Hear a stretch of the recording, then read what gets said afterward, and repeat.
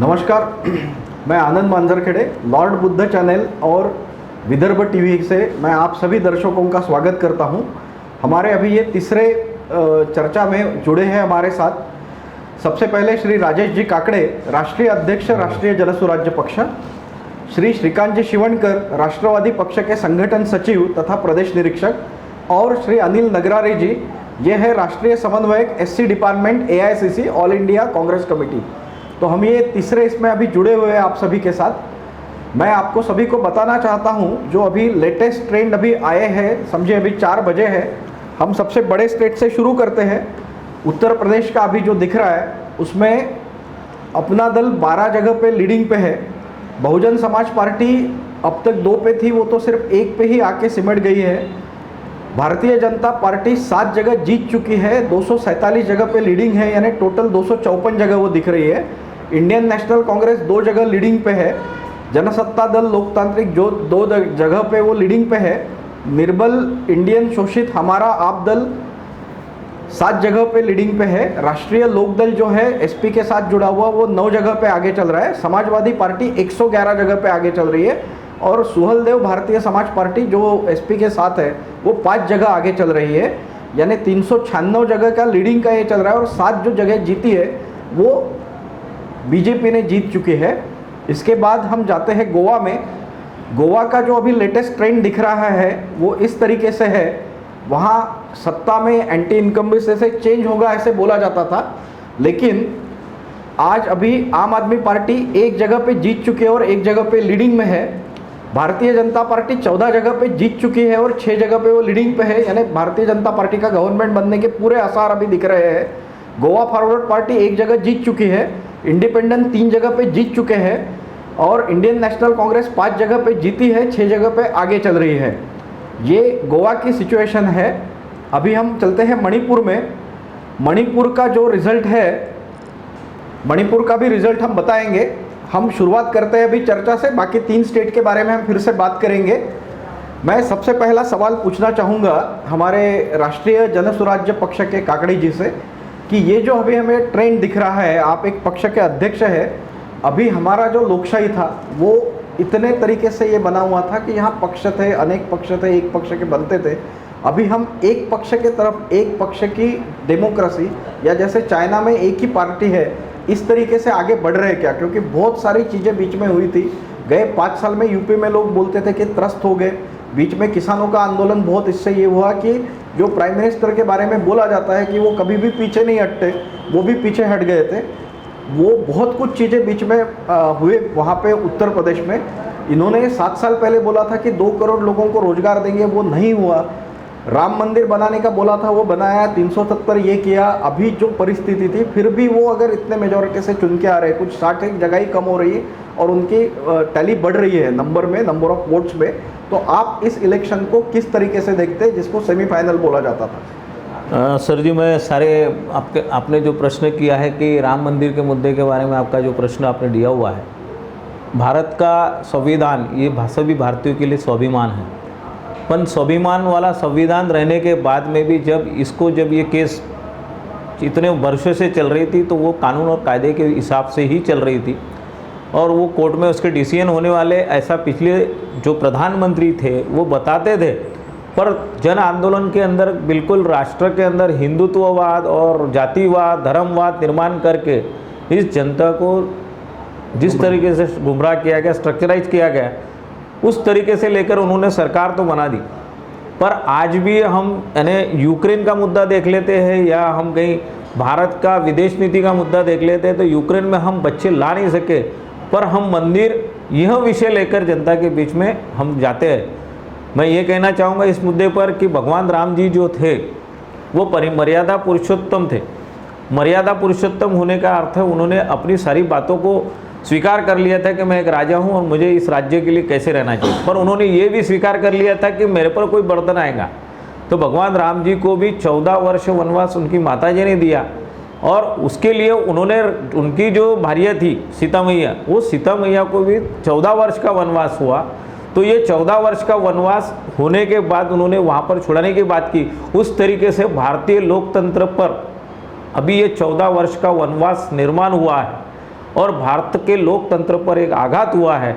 ये करने का काम जिस तरीके से जातिवाद, धर्मवाद और किसी प्रकार का, यानी जो आपने बोला 2 करोड़ रोजगार, तो 2 करोड़ रोजगार देने की बात उन्होंने की क्या? उन्होंने देश के अंदर जो हम जो बोलते हैं कि कांग्रेस ने 70 साल में क्या किया, उस 70 साल का आपने जो था वो उसको बेचा क्यों? आप बोलते बेचा नहीं है। आपने जो भ्रष्टाचार के बारे में बात होती थी, वो भ्रष्टाचार आपने कम किया क्या? आपने बोला कि हम किसी संस्था, आप ईडी का उपयोग किस तरीके से करते हो? आप राजनीति को जो अपना है युद्ध समझकर आप राष्ट्र को यूँ नहीं समझ, प्राथमिकता नहीं दे रहे, आप पार्टी को प्राथमिकता देकर उसमें कूटनीति की तरह किस तरह राजनीति करना, ये काम होने की वजह से ये जो ट्रेंड वाली बात है, ये ट्रेंड वाली बात में भी उसी तरह का है। और एक वाक्य इसमें आपके सवाल के जवाब में दूंगा, युग बीते सत्य न बीता, युग हारा सत्य न हारा। सत्य परेशान हो सकता है, सत्य हार नहीं सकता। इस देश की जनता ने भारतीय संविधान को स्वीकारा है, तो भारतीय संविधान की जीत आने वाले कुछ समय में जो प्रश्न चिन्ह में फंसा है, भारतीय संविधान के माध्यम से लोग फिर से इस देश का लोकतंत्र खड़ा करने का काम करेंगे और इनकी चालबाजी को समझकर उसे हटाने का काम भी करेंगे। आज का ट्रेंड कुछ भी हो, पर बाकी भविष्य भारत के लिए सुनहरा है। राजेश जी, बात तो एकदम आपकी सही है, आप जो कह रहे हैं ये होगा, लेकिन वो इलेक्शन मतपेटी में, अभी तो ईवीएम बन गया, मतपेटी भी नहीं रही, उसमें से क्लियर नहीं होता है, क्योंकि इनको जो वोट मिलते हैं वो वोट का, मैं इसके मामले में श्रीकांत जी के पास जाना चाहूँगा, क्योंकि इनका जो पक्ष है, इनके पक्ष के प्रमुख जो है हमारे शरद पवार जी महाराष्ट्र के, इन्होंने फर्स्ट टाइम पे ऐसे ये किया था उन्होंने कि महाराष्ट्र में जो अपनी बातचीत चल रही थी कि बीजेपी और शिवसेना का आ जाएगा शासन, लेकिन उन्होंने शिवसेना को लेके हमारा राष्ट्रवादी कांग्रेस और शिवसेना का यहाँ पे शासन कायम किया, और इसके पीछे अभी गए 2-2.5 साल से बहुत कुछ चल रहा है। फिर भी यहाँ आपने चेंज लाया, यूपी में आपने सपोर्ट दिया था एसपी को, फिर भी नहीं हो पाया। तो सत्य कभी पराजित नहीं होगा, सत्य जीतेगा, लेकिन सत्य जीतने के वक्त वो उस वक्त का समय तक रहेगा कि नहीं रहेगा, इसके ऊपर श्रीकांत जी आप कुछ बताइए। बहुत अच्छा प्रश्न पूछा है आनंद जी आपने, लेकिन उसके पहले आपके पहले प्रश्न की ओर मैं जाना चाहता हूँ, जिसमें आपने सबसे महत्व की ये बात कही है कि भारत आज चीन जैसे उनके तरीके से बढ़ रहा है क्या। तो इस प्रश्न के लिए छोटा सा मैं एक चीज मैं ये बताना चाहूँगा कि चीन में जो कम्युनिज्म है, ऐसा अपने भारत में कभी हो नहीं सकता, क्योंकि चीन ये कम्युनिस्ट संस्थाओं से चलती है। भारत एक डेमोक्रेटिक पद्धति से चल रहा हुआ एक राष्ट्र है, जिसमें डॉक्टर बाबा साहेब आम्बेडकर ने जो संविधान में हर चीज का एक अपना महत्व लोगों के लिए दिया है, नागरिक को सबसे पहला महत्व उन्होंने दिया है, by the people for the people to the people करके कॉन्स्टिट्यूशन आज भारत को डॉक्टर बाबा साहेब आम्बेडकर के प्रयत्नों से आज स्वीकार हुआ था, उसके माध्यम से हम लोग चल रहे हैं। रुझान कुछ भी आए, लेकिन इसका मतलब ये नहीं है कि उन रुझानों के बीच में ऐसी कई चीजें छुपी हुई रहती है जो आज ये बताती है कि कहीं ना कहीं भारतीय जनता पार्टी को नुकसान हुआ है। आज पिछला इलेक्शन आप देखिए, परसेंटेज ऑफ वोट्स देखिए, इस बार जो परसेंटेज ऑफ वोटिंग हुई है उस तरीके से भी अगर आप सोचते हैं तो भारतीय जनता पार्टी को कहीं ना कहीं नुकसान ही हुआ है। आज सपा से अगर आप कंपैरिजन करते तो सपा को कहीं ना कहीं मतों के रुझान से उनको परसेंटेज ऑफ वोटिंग से अगर हम बात करते तो उससे फायदा हुआ। अब दूसरा जो आपने प्रश्न पूछा कि हमारे आदरणीय शरद चंद्र जी पवार साहब ने जो महाविकास आघाड़ी के प्रयत्नों द्वारा आज महाराष्ट्र में जो सरकार स्थापित की है, उस तरीके से यूपी में इलेक्शंस क्यों नहीं लड़े। साहब मैं इस बारे में बताना चाहता हूँ कि बंगाल के इलेक्शन के बाद में जिन लोगों का पहले ये रुझान था कि बंगाल में सिर्फ भारतीय जनता पार्टी आएगी और ममता दीदी इस बार फिर से उनकी सरकार प्रस्तावित नहीं होगी, उसमें भी आपको रिजल्ट जब आए तो आपको दिखा है कि भारतीय जनता पार्टी कहीं आपको बंगाल में दिखेगी। उस तरीके से नियोजन यूपी में भी किया गया, लेकिन जैसे कि हमारे भाई काकड़े जी ने बताया कि धर्म और जातिवाद और भेदभाव करके जो कूटनीति अपनाकर राम मंदिर के मुद्दों पर राजनीति की गई और उस माध्यम से कहीं ना कहीं लोगों को उस प्रलोभन में रख के लोगों को कहीं ना कहीं भटका के इस तरीके से इलेक्शन लड़ा गया है। नहीं तो सपा को हमारा समर्थन था, उस माध्यम से आपने सपा को भी देखिए, जो रुझान सपा का भी आज हम लोगों को आया है, वो कहीं ना कहीं हमारे आदरणीय शरद चंद्र जी पवार साहब, इनकी कहीं ना कहीं मार्गदर्शन और उनका एक साथ सपा को मिला है, उस तरीके से रुझान वहाँ आपको देखने को मिल रहा है। महाराष्ट्र में भी आज देखिए कि पवार साहब के प्रयत्नों से जो सरकार स्थापित हुई, जिसमें शिवसेना, कांग्रेस और राष्ट्रवादी आज काम कर रही है, जनता खुश है। इस तरीके से आगे में फॉर्मूला अपनाकर राष्ट्रीय स्तर पर भी अच्छा काम किया जा सकता है। इस मौके पर मैं ये बात आपसे और प्रेक्षकों से कहना चाहता हूँ। श्रीकांत जी, ये तो बात सही है। अनिल जी के पास जाने के पहले मैं जस्ट ये मणिपुर वाला और जो बचे थे 2 स्टेट का वो बताता हूँ डेटा सभी अपने दर्शकों को और आपको भी। मणिपुर में 60 जगह में से 53 का स्टेटस अभी पता चल रहा है। भारतीय जनता पार्टी 12 जगह पे जीत चुकी है, 12 जगह पे वो लीडिंग में है। इंडिपेंडेंट 2 जगह पे जीते हैं, 1 जगह लीडिंग पे है। इंडियन नेशनल कांग्रेस 3 जगह पे जीती है और 2 जगह पे वो लीडिंग में है। जनता दल यूनाइटेड 3 जगह पे जीती है, 4 जगह पे वो लीडिंग में है। कुकी पीपल्स अलायंस 1 जगह पे लीडिंग पे है, 1 जगह जीती है। और नागा पीपल्स फ्रंट 5 जगह पे आगे है, लीडिंग में चल रही है। नेशनल पीपल पार्टी 2 जगह पे जीती है, 5 जगह पे वो आगे चल रही है। उसके बाद का जो स्टेट है वो पंजाब में तो जो हमने देखा था दिल्ली में जो हुआ, सेम तरीके से वहाँ हुआ है। इस पे हम आपके परफॉर्मेंस के बारे में एक अलग से भी चर्चा करेंगे। लेकिन अभी जो दिख रहा है 117 के रुझान में से आम आदमी पार्टी 59 जगह पे जीत चुकी है, यानी सरकार तो उनकी बनना ही बनना है। और 33 जगह पे वो लीडिंग में है, यानी 92, यानी एक तरीके से 2/3 मेजॉरिटी वो क्रॉस कर लेंगे। बहुजन समाज पार्टी सिर्फ 1 जगह पे लीडिंग में है। भारतीय जनता पार्टी 2 जगह जीत चुकी है और इंडिपेंडेंट 1 जगह जीत चुका है। इंडियन नेशनल कांग्रेस 9 जगह जीतने के बाद 9 जगह पे लीडिंग पे है, यानी वो हार्डली 18 पे पहुंच सकती है। और शिरोमणि अकाली दल 1 जगह जीती है और 2 जगह लीडिंग पे है। और आखिरी जो स्टेट बचा है उत्तराखंड, वहाँ की रिजल्ट की हम अगर बात करें तो वहाँ जो टोटल सीट्स है वो टोटल सीट्स है 70, पूरे 70 का रुझान अपने को पता है। बहुजन समाज पार्टी 2 जगह लीडिंग पे है। भारतीय जनता पार्टी 4 जगह जीत चुके हैं, 44 जगह पे वो लीडिंग पे है, यानी 48 जगह पे वो शायद जीत सकती है। इंडिपेंडेंट 2 जगह पे लीडिंग पे है। इंडियन नेशनल कांग्रेस सिर्फ 3 जगह जीती है और 15 जगह पे वो आगे चल रही है। तो ये 4 बजे तक का अभी तक का ये पूरा रुझान है। हमारी ग्रैंड ओल्ड पार्टी कांग्रेस पक्ष से अभी सर यहाँ आए हैं। ये सवाल के कंटिन्यूएशन में मुझे अनिल जी से पूछना है कि मैंने एक कांग्रेस का एक जस्ट अभी एक डेटा देखा था कि 2012 में जब आपका सरकार था, दिल्ली में जब सरकार था यूपीए का, मनमोहन सिंह जी के पास वाला, तो 2012 में 27 जगह पे विधानसभा में यूपी में आप जीते थे, बड़ा स्टेट करके, और आपको 84 लाख के आसपास वोट मिले थे, 300 कुछ जगह पे आप लड़े थे। 2017 में फिर आपने युति की थी सपा के साथ, और सपा 300 कुछ जगह पे लड़ी थी, आप मेरे ख्याल से 114 जगह पे लड़े थे, और 114 जगह में से सिर्फ आपको 7 जगह मिली थी और 54 लाख से 55 लाख वोट मिले थे।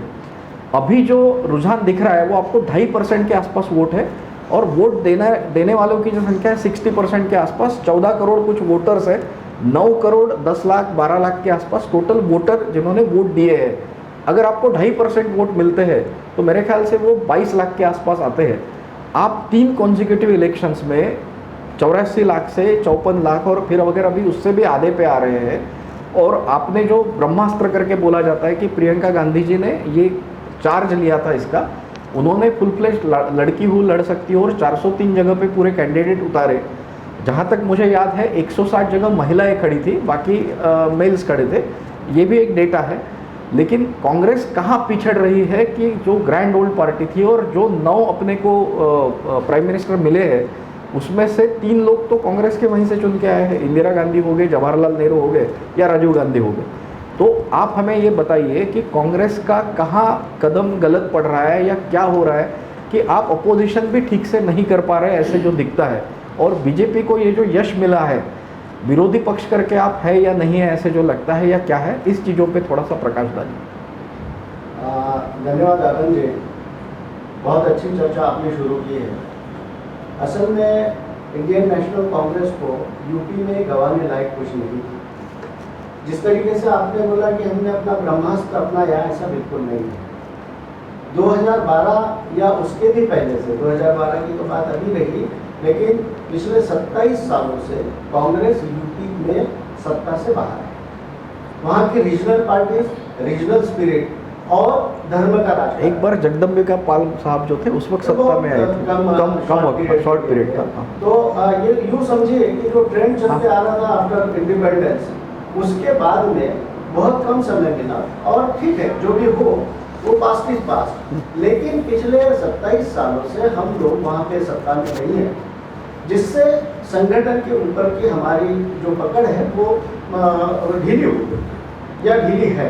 हमने प्रियंका जी को वहाँ पे इलेक्शन के हिसाब से नहीं डाला था, और इंडियन नेशनल कांग्रेस ने प्रियंका जी को वहाँ पे इलेक्शन के हिसाब से नहीं डाला था। इंडियन नेशनल कांग्रेस का अपना वर्किंग स्टाइल है कि हर स्टेट में एक जनरल सेक्रेटरी इंचार्ज भेजा जाता है और वो संगठन की बात करता है, संगठन बनाने की बात करता है। प्रियंका गांधी जी ने जब ये देखा कि इंडियन नेशनल कांग्रेस एक सेक्युलर पार्टी है, सर्व धर्म को लेकर चलने वाली, धर्मनिरपेक्षतावाद पे चलने वाली सेक्युलर पार्टी है, और सभी समाज के सभी तत्वों को लेकर चलने वाली नेशनल लेवल की पार्टी है। जब यूपी में दलितों पे, पिछड़ों पे, माइनॉरिटीज पे और समाज के दबे हुए तबके पे अन्याय अत्याचारों का प्रमाण जब बढ़ा, तो उसके विरोध में आवाज उठाने के लिए वहाँ का दलित भी बड़ा डिप्रेस्ड है। जो प्रस्तावित लोग हैं समाज के, उनके लोग दलित डिप्रेस्ड है। उन लोगों को न्याय दिलाने के हिसाब से प्रियंका गांधी जी ने उत्तर प्रदेश में अपनी लड़ाई शुरू की थी। अब आप देखिए हाथरस की अगर ये हो, अब मैं तो ये बोलना चाहता हूँ, दलित और पिछड़े की बात जब करते हैं तो भारतीय समाज में अगर सबसे पिछड़ा कोई घटक है तो वो इस देश की नारी है। मनुस्मृति ने जिस प्रकार से पुरुष और महिला में, मर्द और नारी में जो फर्क किया हुआ है, जिस तरीके का डिप्रेस किया गया महिलाओं को, जो 50% है कुल आबादी के 50% या कुल 50% होगा, 51% पुरुष होगा, लेकिन पुरुष प्रधान संस्कृति ने इस देश के नारी को ऊपर आने नहीं दिया और अल्टीमेटली इस देश को प्रगति से रोकने का काम किया। तो वो कौन सी मानसिकताएं काम कर रही है? तो हम तो ये समझते हैं कि समाज में अगर सबसे पिछड़ा या दलित वर्ग अगर कोई है तो वो इस देश की महिला है। तो उन महिलाओं के ऊपर के अन्याय अत्याचारों के विरोध में आवाज उठाने के लिए, बुलंद आवाज उठाने के लिए प्रियंका जी ने खुद यूपी की जमीन चुनी, क्योंकि वहां पे हर दूसरे दिन महिलाओं पे अत्याचार है। आप हाथरस की घटना ले लीजिए, आप उना की घटना ले लीजिए, सिंगर वाली घटना, जी और डे टू डे वहाँ पे आप अगर ऑल इंडिया SC/ST कमीशन के फिगर्स देखेंगे तो सबसे ज्यादा फिगर जो आते हैं अत्याचार के वो वहाँ पे आते हैं। नेशनल क्राइम ब्यूरो को इसमें आता है, वो आता ही है, बिल्कुल आपको तो बहुत अच्छी तरह से मालूम है। तो उसमें भी महिलाओं को टारगेट किया जाता है। तो कांग्रेस पार्टी ये कोई यूपी के इलेक्शन को जाति धर्म के नाम पे लड़ाने के लिए नहीं गई थी। कांग्रेस पार्टी अपनी एक आइडियोलॉजी पे चलती है, धर्मनिरपेक्षतावाद और इस दुनिया का सबसे बड़ा डेमोक्रेटिक नेशन, ये जो पहचान कांग्रेस के जमाने में पूरे वर्ल्ड में या पूरे दुनिया में हुआ था, उस पहचान को बरकरार रखने के प्रयत्न कांग्रेस पार्टी करती है। अब आप आएंगे कि कंटिन्यूस 2012 के बाद में ये क्या सिनेरियो चेंज हो गया, मैं आपको पीछे के बैकग्राउंड में लेके जाना चाहता हूँ। 2012 आप ध्यान में लाइए, इस देश का क्या सिनेरियो था। 2002 में जब नरेंद्र मोदी गुजरात के CM बने और 2014 में आने वाला पार्लियामेंट का इलेक्शन उन्होंने टारगेट किया था, 10-12 साल वहाँ पे CM रहने के बाद में, सारे रिसोर्सेज जमा करने के बाद में, उनकी जो मदर ऑर्गेनाइजेशन है RSS, उसको तक उन्होंने दबा के सारे कंट्रोल अपने हाथ में लिए। ये हिटलर शाही या हिटलरवाद की तरफ टिल्ट होता हुआ देश उसी वक्त ध्यान में आ गया था। अब आप जाएंगे रामलीला मैदान की बात कर लीजिए, वहाँ पे अन्ना हजारे का चेहरा सामने करके किस तरीके की कॉन्स्पिरेसी इस देश के डेमोक्रेसी को तोड़ने की हुई थी, आपको उसमें जाना। मैं यहाँ रोकूंगा सर, अगर अन्ना हजारे की कॉन्स्पिरेसी थी और वो इंडिया अगेंस्ट करप्शन के लिए अगर अजित डोभाल का विवेकानंद ये आया था, सत्ता आपके हाथ में थी। आपके प्रणब मुखर्जी साहब जो बाद में राष्ट्रपति बने, यहाँ तो संघ के कार्यक्रम में आए थे वो राष्ट्रपति बन के, और प्रणब मुखर्जी के अध्यक्षता में ही अन्ना हजारे को मिलने गए थे और बाद में उनको उन्होंने बाद में उनको उन्होंने जेल में डाला था। आज भी मुझे वो इंडिया टुडे का एक जो आता है कार्टून क्लिप याद है कि अन्ना हजारे जेल के ऐसे सीखचे पकड़े हुए हैं और इधर 4 मिनिस्टर इनके खड़े हैं, ऐसे हमने देखा हुआ है। तो ये कहीं अपने एडमिनिस्ट्रेशन की या कांग्रेस की गलती तो नहीं कि इन्होंने इनको चांस दे दिया? नहीं, बिल्कुल नहीं। देखिए, जब कोई षड्यंत्र रचा जाता है तो फुल प्रूफ रचा जाता है। अब आपने बात की कि हमारे राष्ट्रपति जी आए थे, तो राष्ट्रपति किसी पार्टी के नहीं होते और उन्होंने अपने एथिक्स को मेंटेन किया, बरकरार किया। जब तक राष्ट्रपति नहीं बने थे तब तक वो आरएसएस में नहीं आए, आरएसएस हेडक्वार्टर में नहीं आए। राष्ट्रपति ये इस देश का सर्वोच्च नागरिक होता है और वो बायस नहीं होता, वो पार्शियलिटी नहीं करता। अगर उनके दिलो दिमाग में होगा कि मैंने आरएसएस के हेडक्वार्टर में जाना चाहिए तो वो जा सकते हैं। और उन्होंने उस वक्त जो आपने कहा है कि उस वक्त कांग्रेस पार्टी से केंद्र में सत्ताधीन थी, वही फर्क है कांग्रेस में और बीजेपी। कांग्रेस पार्टी धर्मनिरपेक्षता के नाम पे और डेमोक्रेसी के नाम पे अपने हकों अधिकारों के लिए लड़ने के लिए सबको समान न्याय के हिसाब से वो देते हैं। आपको मैं रामलीला मैदान में इसलिए लेके जाना चाहता हूँ कि एक एक चेहरे का नाम लेके अपने नजर के सामने लाएंगे किस तरीके का वो प्री चॉकआउट प्रोग्राम बनाया हुआ था। एक तरफ सिर्फ अन्ना हजारे बैठे सोए हुए थे, उनका चेहरा सामने था, लेकिन बंगाल के पीछे जो 5 स्टार ऑफिस बना हुआ था जिसमें आईटी के 150 लोग एडवांस लैपटॉप लेके बैठे हुए थे, जिसमें 1 मिनट में लाखों मैसेजेस वायरल करने का काम हो रहा था। तो इसको जानना पड़ेगा। मैं फिर आगे आता हूँ कि 2012 से हमने रहने के बाद भी, कांग्रेस पार्टी रहने के बाद भी उन्होंने किसी के विरोध में क्या बोल सकते हैं कि रिवेंजफुल एटीट्यूड रख के काम नहीं किया। जो भी होगा, इस देश की जनता जागरूक है, उनके माध्यम से जो भी आएगा रिजल्ट वो हमको सर्वमान्य होगा। मैं आपको अभी उत्तर प्रदेश की बात करना चाहता हूँ। आपको जीत जरूर दिख रही है, लेकिन मैं ये समझता हूँ कांग्रेस के पास हारने के लिए कुछ नहीं था, गंवाने के लिए कुछ नहीं था। हम लोग 7 सीट पे थे और हम 2 क्या है, कोई गल नहीं है या कोई गम नहीं है उस बात का। लेकिन जिस पार्टी ने बड़ी बड़ी बातें प्रधानमंत्री से लेके पूरा कैबिनेट मिनिस्ट्री, पूरी 65 लोगों की कैबिनेट मिनिस्ट्री सेंट्रल की, वो वहां उतार दी।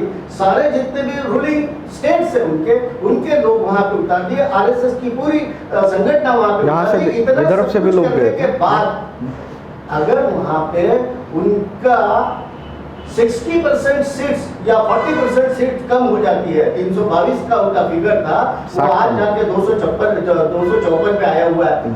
अदर है एसपी ने वहां पे 53 सीटों से चढ़ के 153-155 सीटों तक आ रही है। मतलब आप देखिए कि 200%। समाजवादी 116 तक जा रही है, उनके साथ वाले जो है वो एक 10-15 बढ़ेंगे, ऐसे दिख रहा है। प्रीपोल अलायंस मतलब वो समाजवादी प्लस फिर बीजेपी भी 265-70 तक जाएगी, ऐसे अगर है तो जाएगी कि वो बात वो कम भी हो सकती है, लेकिन जो लॉस आपका है हम इस पे आएंगे आगे। मैं थोड़ा सा एक रोकता हूँ, मैं राजेश जी से ये जो पूरी चर्चा होगी, मैं एक किताब का एग्जांपल देता हूँ। एक फियर फ्रॉम फ्रीडम करके एरिक फ्रॉम का किताब था। जब वो सेकेंड वर्ल्ड वॉर था तो उस वक्त उसने हिटलर के इसमें से फैसिज्म के ऊपर, मुसोलिनी के इस पर लिखा था। हमारे आह साळुंके करके एक विचारवंत है अपने महाराष्ट्र के, उन्होंने उसका स्वातंत्र्याचे भय करके मराठी में ट्रांसलेशन किया हुआ है। उसमें उन्होंने ये लिखा हुआ था कि जो सामान्य जनता रहती है वो हमेशा बलवान के तरफ देखती है कि बलवान आदमी अगर कुछ भी करेगा तो सामान्य लोग उसके साथ रहते हैं। आज ये जो हमें दिख रहा है कि आज 42% बीजेपी को दिख रहे हैं, यानी अभी जो लेटेस्ट डेटा है इसके हिसाब से बीजेपी को 41.82% मिल रहे हैं, ऐसे दिख रहा है। मैं ये एक डेटा पढ़ता हूँ, ये डेटा के हिसाब से, यानी जैसे 2012 है तब टोटल इलेक्टर्स यानी टोटल मतदाता जो थे यूपी के वो थे 12,74,92,000 समथिंग, और 7,57,00,000 लोगों ने वोटिंग किया था तब, यानी वो वोटिंग परसेंटेज था 59.40%। 2017 की परिस्थिति साहब ऐसे कि 14,16,00,000 के आसपास मतदाता थे और उसमें से 61.04 लोगों ने वोटिंग किया था और वो संख्या होती है 8.64 करोड़ के आसपास। उसमें आपने जो फीमेल और इसका ये किया, यानी टोटल इलेक्टर्स में 7,70,00,000 आदमी थे और 6,46,00,000 महिलाएं थी। 2012 की बात है। लेकिन वोटिंग देने में 4,55,00,000 पुरुष थे और 4,90,00,000 4,09,05,827 यानी 4 करोड़ 9 लाख के आसपास महिलाओं ने ये वोटिंग किया था। यानी महिलाओं का प्रतिशत 63.31% था यूपी के 2017 के इलेक्शन में, और पुरुषों का प्रतिशत 59.15 था। अभी आपने बोला कि वहाँ की महिलाएं पीड़ित है, शोषित है, लेकिन मेरे ख्याल से लोकशाही, राजेश सर, लोकशाही ये एक ऐसा ये है कि महिलाओं की प्रतिशत 4% 2017 में ज़्यादा थी वोट देने के लिए। यानी हमारी लोकशाही ऐसे धीरे धीरे, थोड़ा समय लग रहा है लेकिन पहुंच रही है। तो मुझे ये लगता है कि बीइंग आप पॉलिटिकल पार्टी के हो, हमें लोगों तक ये लेवल तक जाना है कि ये वी द पीपल की जो बात है, हम 5 साल के मालिक हैं, एक बार हमने वोट दिया और हो गया, ऐसे नहीं। आज सत्ता पे कोई भी रहे, लेकिन सत्ता के सूत्र जनता के हाथ में रहना चाहिए। इस हिसाब से हम आगे कुछ सोच सकते हैं क्या? क्योंकि ये जो परसेंटेज दिखता है कि 2012 में 59 point something, 61 point something in 2017, और आज का जो प्रतिशत मैंने निकाला हुआ है वो 60 पॉइंट समथिंग आता है। यानी आज लोक संख्या 24 करोड़ है, 15 करोड़ कुछ मतदाता है, और 9 करोड़ 10 लाख के आसपास लोगों ने वोटिंग किया है। तो क्या हम लोगों के अगर ये वोटिंग परसेंटेज भी बढ़ाए तो ये रिजल्ट भी कुछ बदल सकता है क्या? या जो 40% लोग वोटिंग ही नहीं करते हैं, उसके कारण भी अपने लोकशाही पे कुछ फर्क पड़ रहा है क्या? इसके बारे में आपका क्या मत है? इसमें आपका जो सवाल है एकदम वाजिब है, पर हमारे यहाँ जो 40% जो लोग वोट नहीं डाल पा रहे हैं, उसके अंदर एक तो लोग जो डेमोक्रेसी हमारे यहाँ चल रही है, और आपने एक जो सवाल बीच में उठाया कि महिलाओं के अंदर वोट का प्रमाण भी बढ़ा है, पर हमारे यानी अभी इस इलेक्शन के अंदर का, जैसा इलेक्शन जब चालू थे तब का, और अभी इलेक्शन के बाद में भी जो सिनेरियो सामने आया, उसने हमने देखा है कि जब लोग अपने मताधिकार का प्रयोग करने के लिए जाते हैं तो वहाँ मताधिकार का प्रयोग करते समय लोगों को वहाँ से भगाया गया। ऐसे कई मतदार संघ पूरे यूपी का सिनेरियो इसी तरीके से। दूसरा ऐसा है कि जिस तरीके से हम इलेक्शन लेना चाहते हैं, हम इलेक्शन लेते हैं तो पर इलेक्शन की जो तारीखें हम हमारे तरीके से सेट करते हैं, 7 फेज में जो हुआ है, हाँ वो 7 फिर हम हमारा इलेक्शन फिर करते हैं, पर वहाँ की जनता के क्या मुद्दे हैं और किस तरीके का उनका टाइमिंग सेट है, क्या ये है, क्योंकि वहाँ बाहुबली लोग जो ज़्यादा है, वो बाहुबली लोग अपने तरीके से भी उन लोगों को रोकते या उनको मतदान करने की बात नहीं करते। तो लोकशाही में मतदान तो बड़ा है, पर मतदान बढ़ने का अर्थ ये नहीं हुआ कि उन्होंने अपनी डेमोक्रेसी को जो स्वीकार किया है, उस तरीके से जो लोगों के बीच में जो मानसिकता तैयार की जा रही है, वो मानसिकता के हिसाब से मुझे लगता है कि लोकशाही, मैंने पहले सवाल के जवाब में भी बोला था कि लोकशाही का फिलहाल बर्दन में है। जैसे हमारे नगराय साहब है, शिवनकर जी, इन्होंने भी ये बोला है कि भारत की लोकशाही के अंदर जैसे कांग्रेस का जो वर्चस्व रहा है, कांग्रेस के जो हाई कमांड लीडरशिप है, जैसे आज प्रियंका जी की बात हो या राहुल जी की बात हो, इन्होंने जैसे उन पर सवाल डाले जाते हैं कि आपने आतंकवादी हो आप लोग, तो वो उस पर उन देशद्रोही बोलना आजकल की फैशन हो गई, वो उस तरीके से भाषा का प्रयोग करना और बोलना। तो जिन्होंने ये प्रश्न किया उनको पढ़ना चाहिए कि भाई तेरे परिवार का कोई सदस्य शहीद हुआ है क्या? शहीद हुआ है क्या? जिस तरीके से राजीव गांधी जी की शहादत हुई, सिर्फ मुंडी के सिवा राजीव गांधी जी का कुछ नहीं था, तो ये हमने देखा है क्या? हम किसी को थे, वो शूज के कारण ही पहचाना गया कि ये था। और ये हम जिस तरीके से शब्द प्रयोग करते हैं, जिस तरीके देखो राजू जी का जो अभी ये जैसे लोकशाही की बात चल रही है, राजू जी पर जिस तरीके से स्ट्रिक्शन निर्माण किया गया, भारतीय जनता पार्टी कूटनीति का स्ट्रिक्शन, जैसे राजीव गांधी ने बोफोर्स की जलाली का 60 करोड़ रुपए की, ये बोल बोल के उनको डे नाइट परेशान किया गया। उसके बाद में आज हमारे राफेल का प्लेन अगर 500 करोड़ का 642 करोड़ 1642 करोड़ में आता है, तो हमारी जनता को ये स्ट्रिक्शन कांग्रेस नहीं कर पा रही। मेरा ये कांग्रेस की तरफ से थोड़ा ये है। और तीसरा मुद्दा ये है कि ये जो बातें सब पॉलिटिक्स में चल रही है, जिस तरीके से यानी किसी भी विषय पर कुछ भी काम नहीं करना पर वो जो अपना झूठ को पेलना और कुछ भी बोलना, जैसे अभी नवाब मलिक साहब पर जो उन पर जो केस के बारे में चल रहा है, तो तुम्हारे भी तो मिनिस्टर अंदर जिन्होंने पब्लिक को ये किया है, मरवाया गाड़ी के सामने, तो तुम्हारा मिनिस्टर तुम्हारे साथ में है। उसके बाद में हम वो सेंगर की बात करके उसने उस लड़की पर रेप किया, उसके माँ पर रेप किया, उसके साथ में उसके घर के परिवार को ट्रक से उड़ाया, सब करने के बाद में तक के तुम उसको अंदर डालते नहीं हो। जब दबाव निर्माण होता है तब डालते हो। तो इस तरीके से लोकतंत्र को कुचलने का काम हमारे देश में भारतीय जनता पार्टी के माध्यम से हो रहा है, जो हमारे देश के जनता के लिए, यानी जो जनता कट्टर, यानी देश अभी राजनीति का स्वरूप कैसे हो गया कि राजनीति के स्वरूप में ऐसा हो गया कि मैं पार्टी का कार्यकर्ता हूँ, मैं देश का नागरिक नहीं हूँ। इस तरीके से जो भावना लोगों के बीच में आई है, उसकी वजह से भी हमारे देश के लोकतंत्र को खतरा। मगर वो पार्टी वाले बोलते हैं कि राष्ट्र प्रथम, पक्ष उसके बाद, और नहीं, फिर उनका व्यक्ति। उनका और उनका पार्टी हर में मुद्दा है difference- सर, उनका हर मुद्दा है। उन्होंने बोला था हमारे क्या हम विदेशी का ये माल जलाओ। अब वो विदेशी के माल जलाने की 1991 से लोग कर रहे थे, तो विदेशी का माल अभी जलाया क्या उन्होंने?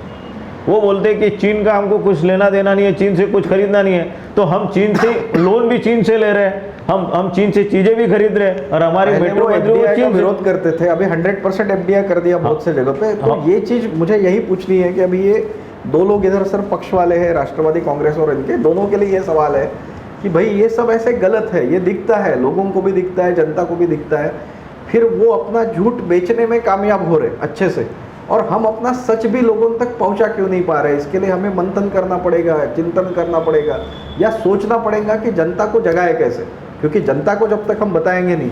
तो श्रीकांत जी को मैं पहले ये बोलता हूँ कि भाई इसके लिए कोई पॉलिसी आप अभी करेंगे कि नहीं करेंगे? सर जैसे कि आपने कहा है कि परसेंटेज ऑफ वोटिंग जो बढ़ी है या जो कम हो रही है, 40% वोटिंग नहीं हुई, सर जवाबदेही तो सभी की है, आम जनता की भी जवाबदेही है और पार्टियों की जवाबदेही है कि उन्होंने अभी प्रयत्न करना चाहिए, और प्रयत्न शुरू है। सत्य, जैसे साहब ने बताया अभी, काकड़ा साहब ने, कि सत्य पराजित हो सकता है लेकिन हार नहीं सत्य- हाँ, सत्य हार नहीं सकता, लेकिन धीरे धीरे सत्य सामने आता है। उस तरीके से ही जो प्रयत्नों से यश जरूर मिलने वाला है। लोग कितने दिन तक झूठ बोलेंगे, कितने दिन तक पर्दा उठाएंगे? आप सोशल मीडिया देखिए, अनेक ऐसे सोशल मीडिया पर चीजें आती है कि जो कभी हुई नहीं। इतिहास को बदल दिया इन लोगों ने, और हम लोग उसको देख रहे हैं, जनता समझ रही कि नहीं, ये इतिहास जो ये बता रहे हैं वो सही है, और जो इतिहास पन्नों में लिखा गया है वो गलत है। यहाँ तक की चीजें सोशल मीडिया द्वारा उन्होंने की है। लेकिन कुछ दिनों बाद जब सारी चीजें, एक अच्छे शिक्षित लोग जब ये सारी चीजों को लोगों के सामने रखते हैं, तो झूठ झूठ रहता है और सच सच हो जाता है। आज जैसे काकड़े साहब ने अभी बताया नवाब मलिक साहब का किस्सा, तो ये इसके पहले भी अनेक किस्से ऐसे हो चुके हैं कि उन लोगों को फंसाया गया, और बाद में इन्वेस्टिगेशन हुए तो वो रिवील हुए कि ऐसा कुछ भी नहीं था। नगराड़े साहब ने अन्ना हजारे जी का उदाहरण दिया, वो भी बहुत अच्छा उदाहरण प्रस्तुत हुआ है कि इस तरीके से सिनारियो क्रिएट किया गया, मार्केटिंग उस माध्यम से की गई, और इस तरीके से कूटनीतियों से सत्ता जीती गई। लेकिन जैसे कई जगह पर अंधे भक्त, ये सारी चीज़ों का, ये भाषाओं का प्रयोग होता है, तो सही में लोगों के सामने पट्टी बंधी हुई है, लेकिन धीरे धीरे सच सामने आएगा, पट्टियाँ हटेगी, एक अच्छे सिक्युलर तरीके से राष्ट्र में काम होगा, ये राष्ट्र का और अच्छा नाम होगा, इतना स्वाभाविक है। और युवा भी इन चीज़ों को समझ कर अच्छे तरीके से निर्णय लिए जा रहे हैं। ये डेटा में मैं आपसे बस आप ही की तरफ आ रहा हूँ। इसी प्रश्न को हाँ, लेकर मैं हाँ, कुछ बोलना हाँ, चाहता हूँ। और इसके साथ मैं एक ऐड कर रहा हूँ, जो अपन ने डेटा वाली बात की थी। आज 24 करोड़ के आसपास 2022 में लोक संख्या होंगी, ऐसे बोला जाता है यूपी का, और उसमें से करीब करीब 15 करोड़ लोगों को हम अनाज दे रहे हैं, यानी वो लोग एक तरीके से BPL वाले हैं, ऐसे अपन बोल सकते हैं।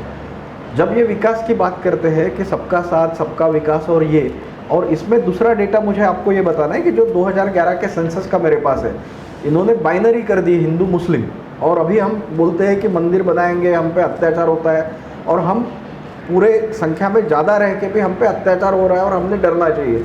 मैं आपको डेटा बताता हूँ कि हिंदू का परसेंटेज है 79.73 2011 के हिसाब से, और संख्या है 15 करोड़ 93 लाख। मुस्लिम्स की संख्या है 19.26% और संख्या है 3.8 करोड़। क्रिश्चियंस की संख्या है सिर्फ 3,56,000 0.18%। सिखों की संख्या है 6,43,000 0.32%। बुद्धिस्ट की संख्या है 2,06,000 0.10%। जैन लोगों की संख्या यूपी में 2,13,000 0.11%। अदर्स 13,598 जो इतर जाति धर्म के होंगे, और नॉट स्टेटेड जिन्होंने अपना धर्म नहीं बताया ऐसे 0.29% यानी 5,82,000 है। ये 2011 का सेंसस है। आधा 1% प्लस माइनस रहेगा, क्योंकि वो थोड़ा बहुत अभी बढ़ा है, ऐसे समझेंगे आप। अब आप हमें बताइए कि इतना सब रहने के बाद हमारा राष्ट्रपति हिंदू है, प्राइम मिनिस्टर हिंदू है, संरक्षण मंत्री हिंदू है, सभी सीएम मेरे ख्याल से अपने देश में हिंदू ही है। इतना सब रहने के बाद हिंदू खतरे में आ गया। उधर से कुछ लोग बोलते मुस्लिम खतरे में आ रहा, आपने सेकुलरिज्म की भी बात की थी। तो हम ये लोगों को बताएंगे कैसे कि स्टेट जो रहता है, स्टेट सेक्युलर कैसे बनता है, और जो सेक्युलर स्टेट है वही आगे जाता। अगर ये नहीं रहता तो यूक्रेन में भी क्रिश्चियन है और रशिया में भी क्रिश्चियन है, वो एक दूसरे का गला आज क्यों काट रहे हैं? तो ये चीज़ हम लोगों तक कैसे पहुंचाएंगे? ये ग्रैंड ओल्ड पार्टी करके आपके तरफ से मैं ये चाहता हूँ, और जो पहले का सवाल था उसको भी आप इसमें ये करिए। पहले मैं आनंद जी आपके पहले सवाल का जवाब देना चाहूँगा। जिस तरीके से आपने बोला कि इतने परसेंटेज में वहाँ पे वोटिंग होने के बावजूद या सेक्युलर बेस पे आपकी पार्टी चलने के बावजूद लोगों को आप आकर्षित क्यों नहीं कर पाए, और किस तरीके से लोग जातिवादी पार्टी के साथ में गए? तो उसका जवाब मेरा ये है कि एक आधा 420 व्यक्ति जो रहता है, 420 व्यक्ति जिसके दिमाग में ही बेईमानी है, और उसने एक आपको टारगेट कर लिया है कि मैंने किसी को तो भी जाके फंसाना है, तो सबसे पहले वो इतना शातिर होता है कि वो सबसे पहले सॉफ्ट टारगेट को देखेगा। सॉफ्ट टारगेट क्या है? फिर समाज में सॉफ्ट टारगेट है। आप अभी देख लीजिए कि पूरे नेशन वाइड सैंपल सर्वे के रिपोर्ट्स के हिसाब से सबसे ज़्यादा मागासवर्गीय या मागासलेपणा आपण ज्याला मराठीत म्हणतो किंवा क्या बोलतो पिछड़ापन जो है वो यूपी में सबसे बड़ा स्टेट, जो 24 करोड़ की लोक संख्या आपने बताई, सबसे बड़ा स्टेट में सबसे ज्यादा पिछड़ापन वहां पे है। बिहार में ज्यादा है। बिहार में थोड़ा परसेंट थोड़ा सा वो मतलब दोनों कहा जाता था यूपी बिहार दोनों आएंगे। गद्दी का रास्ता यूपी और बिहार से होके जाता है। जब बिहार स्प्लिट हुआ उसमें की 15 सीट वहाँ गई तो वो 40 सीट्स पे आ गया, अदरवाइज वो 55 सीट्स थी। तो ये जो था जो पिछड़ापन है उसमें उन्होंने उसमें भी ज्यादा जो पिछड़ापन वहां पे है उसमें भी उन्होंने टारगेट किया कि महिलाएं, जो आप फिगर्स दे रहे थे कि 4 करोड़ 80 लाख के करीब वहाँ पुरुष है और 4 करोड़ 9 लाख के करीब वहाँ पे महिलाएं हैं। तो उन्होंने सबसे पहले सबसे ज्यादा अपनी बात कन्विंस कराने के लिए कौन टारगेट हो सकता है, तो उन्होंने महिलाओं को टारगेट किया। मैं कंपेयर करूंगा रेस्ट ऑफ द नेशन से। एक तरफ यूपी रख दीजिए, दूसरी तरफ रेस्ट ऑफ द नेशन रखिए, तो वहाँ की महिलाओं को मैं जब अपने दिमाग में ही क्राइम लेके आया हूँ तो मैं देखूंगा कि कौन सी मेरी दवा या मेरा कौन सा वो चलने वाला है इन पे। तो जब वहाँ की महिलाएं अशिक्षित हैं, वहाँ की महिलाएं भावना में बह जाने वाली है, वहाँ की महिलाएं मेरा सबसे ज़्यादा सॉफ्ट टारगेट हो सकती है, तो बीजेपी वालों ने उनको कॉन्सेंट्रेट किया। उसके बाद में अभी जो आप सेकंड क्वेश्चन के इसमें बता रहे हैं कि 79% वहाँ पे हिंदुओं का ही है। कौन से हिंदू है? आज जो लड़ाई चल रही है ओबीसी रिजर्वेशन की इस देश में, उसमें सारे ओबीसी देश भर के एक मुश्त बोल रहे हैं, यूनोनिमसली बोल रहे हैं कि हमको जात वाइज सेंसस कराया जाना चाहिए। क्यों 7 साल से या 12 साल से ये लोग नहीं कर रहे हैं? क्यों नहीं कर रहे हैं? इसके पीछे का कारण है कि इन्होंने लोगों के दिमाग में जो नशा धर्म की फैला के रखी हुई है, इनको डर है। बेईमानी करना मेरे दिमाग में है, और वो बेईमानी का भंडा जब फूट जाएगा तो मेरे पास में मेरे पाँव तले की जमीन खिसक जाएगी। इस बात की बहुत अच्छी तरीके से इनको मालूम है। अगर ओबीसी का परसेंटेज अलग कर दिया जाए, कौन है इस देश में ओबीसी के विरोधी और दुश्मन? आप देख लीजिए। मैं बोलता हूं कि एकदम निष्पक्षपाती बने, एकदम अनबायस होकर अगर कोई ये बात करता है, पार्शियलिटी अपने दिमाग में नहीं रखते हुए, तो सबसे ज्यादा इस देश के ओबीसी का शोषण अगर किसी ने किया है तो उच्च वर्णियों ने किया हो। मंडल आयोग लग के आए 33 साल हो गए, किसने नहीं लगने दिया? किसने कमंडल निकाला उसके विरोध में? किसने राम मंदिर का मुद्दा निकाला? क्या जरूरत थी 1992 में जब मंडल आयोग लागू हुआ तभी राम मंदिर का मुद्दा आया? एक बात मैं आपको और बताना चाहता हूं कि राम के नाम पे, धर्म के नाम पे अशिक्षित लोगों को इस देश को पहले से ये देखा जाता था कि ये कृषि प्रधान देश है। भारत देश एक कृषि प्रधान देश है। 74% लोग सिर्फ कृषि पे निर्भर करते थे, आज वो 60% हो चुका है। Before independence, 74% people were working as a farmer or the farm labor. उसके बाद में आज 60% पे आया हुआ है, कुछ अवेयरनेस बढ़ा हुआ है। लेकिन उस कृषि प्रधान देश में भी आज जब हम गांव खेड़ों में जाते हैं, रिमोट एरिया में जाते हैं, आप यूपी में चले जाइए, मैं यूपी में आपको लेके जाता हूँ। जैसा कि डॉक्टर साहब ने बोला कि वहाँ पे दबंगाई है, वहाँ पे बाहुबलियों का काम है, वहाँ जमींदारों का काम है। एक जमींदार के पास में 500 एकड़ जमीन होगी तो उसके ऊपर डिपेंडेंट 500 लोगों का कुटुंब रहता है, परिवार रहता है। वो परिवार क्या होता है? वो वेड़ बिगाड़ जिसको बोलते हैं मराठी में, जो बंधुआ मजदूर जिसको बोला जाता है। वो बंधुआ मजदूर क्या करता है? वो बंधुआ मजदूर जैसा जमींदार बोलेगा वैसा ही उसको करना पड़ेगा। अगर आप डेमोक्रेसी पे विश्वास रखते हो तो आप हर आदमी के पर्सनल स्वतंत्रता, सेल्फ इंडिपेंडेंस को कभी हर्ट नहीं करोगे। वहाँ ये किया जाता है। सारे जमींदार लोग अगर राम के नाम पे, धन के नाम पे बीजेपी के साथ में जाएंगे, या उनको खरीदा जाएगा, या उनको लालच देके अपने पार्टी में कर लिया जाएगा, मकसद एक ही, मकसद इस देश का भला करना नहीं है, मकसद इस देश की गरीबी दूर करना नहीं है, मकसद यहाँ के बेरोजगारों को रोजगार देना नहीं है। मकसद सिर्फ एक ही है कि हम लोग यहाँ उतरेंगे, हम सत्ता में आएंगे, सारी सत्ता एडमिनिस्ट्रेशन के साथ, शासन और प्रशासन दोनों को हम अपने कब्जे में करेंगे। और हमारा मकसद खुला है, हम वो हिंदू राष्ट्र वो तो शायद कर चुके हैं। अभी तो इंडिपेंडेंट अपना इलेक्शन कमीशन भी रहा, ऐसे नहीं लगता है, कुछ भी बोलते हैं वो करते नहीं है। जुडिशियरी से भी तो हमें समझ में नहीं आता है कि अभी महाराष्ट्र का एग्जाम्पल है कि जो परमवीर सिंह आरोप करता है और बोलता है मेरे को पता नहीं, वो बाहर है, और जिस पे आरोप किया है वो जेल के सीखेचों के अंदर है। बिल्कुल मेरा वही कहना है। हाँ, तो ये सत्ता में रहते हुए आपने अपने रिसोर्सेज का गैर उपयोग किया, लेकिन इसमें नाजायज आपने उपयोग किया। सत्ता में रहते हुए आपने सारी प्रशासनिक सेवाएं अपने फेवर में करवा ली। ये जो यूपी का जो रिजल्ट आपको दिख रहा है ना, this is ultimately an outcome of this entire conspiracy. ये caucus you have utilized your entire resources, whatever government and non-governmental resources. तो ये उसका आउटकम। मुझे इस पे ही ये पूछना है कि भाई फिर इसमें गलती तो लोग बोलेंगे कांग्रेस की थी, क्योंकि 40-50 साल आपके हाथ में शासन था, आपने ये निकलने क्यों दिया? जैसे आपने वो जमींदारी वाली बात की लोगों को, ये तो वहाँ हम पहुँच क्यों नहीं पाए? जैसे एजुकेशन की हम बात करें तो हम वहाँ तक जा क्यों नहीं पाए?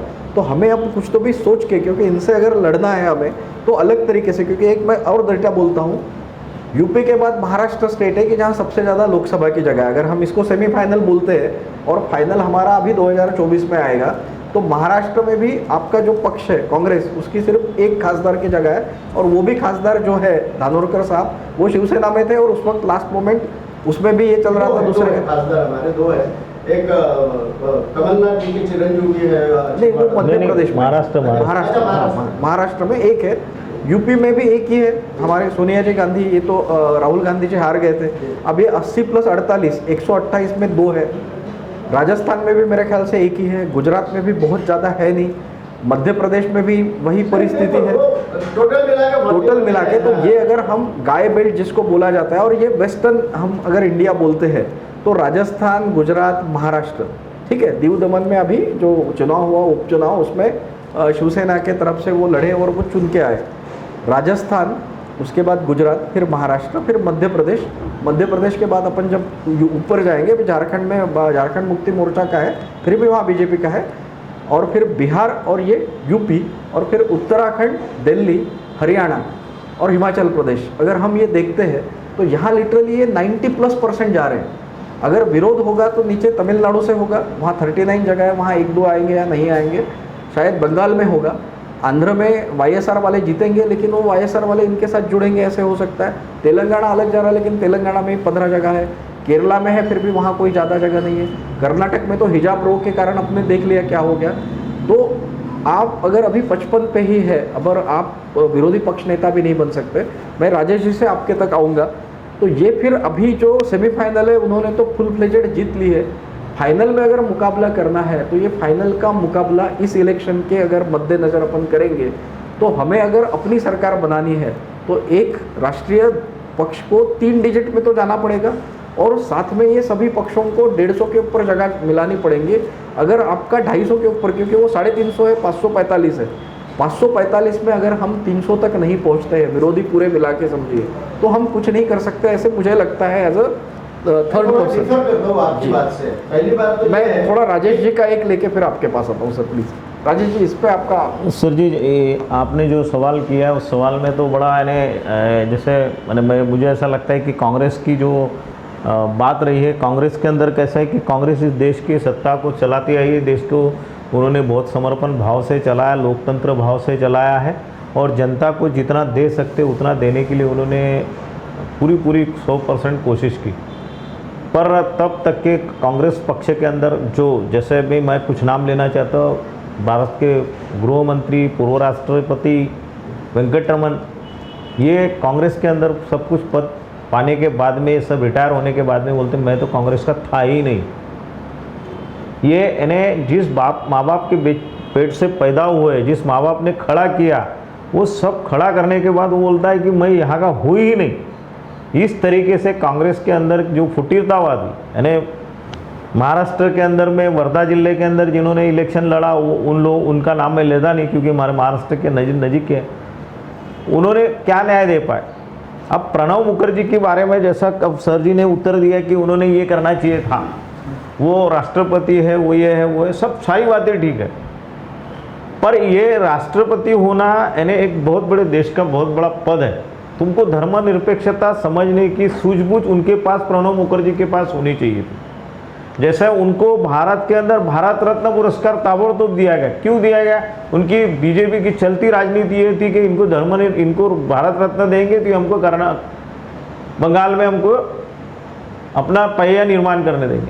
तो कांग्रेस के साथ से ये भूल हुई है। और कांग्रेस की जो स्थानीय लीडरशिप है, ये स्थानीय लीडरशिप ने कैसा है कि जो ऊपर की लीडरशिप काम करती है, जैसे ऊपर में समझ लो राजीव जी काम कर रहे थे, इंदिरा जी काम कर रहे थे, जब तक ये बीजेपी का जो इंटरनल फुटीरबाज जो कांग्रेस के अंदर घुस के कांग्रेस का ही सब माल वापर के अपने पक्ष को बढ़ाना, जैसे राजीव गांधी जी का, मैं उन्होंने निर्णय गलत लिया ऐसा नहीं कहूँगा, एक अच्छे नेता, हमारे सबके अच्छे नेता है राजीव गांधी जी ने जब राम मंदिर का दरवाजा खुलवाया, राम मंदिर के लिए उन्होंने ताले खुलवाए और उन्होंने बोला कि ये हम उसको धर्मनिरपेक्षता की तरह दोनों बातें उन्होंने कही, दरवाजा खुलवाया। अब दरवाजा खुलने के बाद वो कांग्रेस के तरफ से गलती, मिसगाइड राजीव गांधी जी को क्या किया गया, 18 साल के बच्चों को वोटिंग का पावर्स दिया गया उसी समय में, और उस समय में आंदोलन हिंदुत्व का जलाया गया।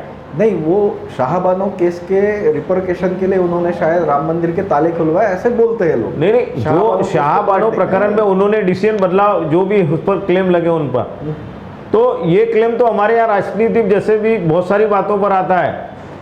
तो श्रीकांत जिचकार जी का हम नाम लेते तो जीरो बजट के बारे में उनको किया जाता है कि उन्होंने जीरो बजट लाया करके हमारे लोगों की नौकरी गई। तो आज हमारे लोगों की इतनी नौकरियां गई, हमारे लोगों को नौकरियां नहीं मिल रही, कुछ नहीं मिल रहा।